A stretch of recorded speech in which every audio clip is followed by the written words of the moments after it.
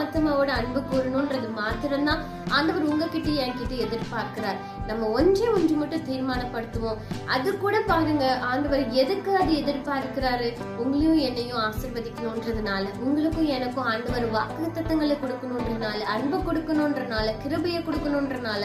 அதனால தேவன் கிட்ட அன்பு செலுத்துவோம், சந்தோஷப்படுத்துவோம். நிச்சயமாய் வாக்குத்தத்தங்களை அள்ளி கொண்டு, வாக்குத்தத்தங்களை நிறைவேற்றுகிற காரியங்கள், அதை சுதந்திரித்து கொண்டு வாழுகிற புதிய சந்ததிகளாய், நன்மைகளை சுதந்திரித்துக் கொள்ளுகிற பிள்ளைகளாய் நாம் எல்லாரும் மாற போகிறோம் என்பதுல எனக்கு கொஞ்சம் கூட சந்தேகமே இல்லை.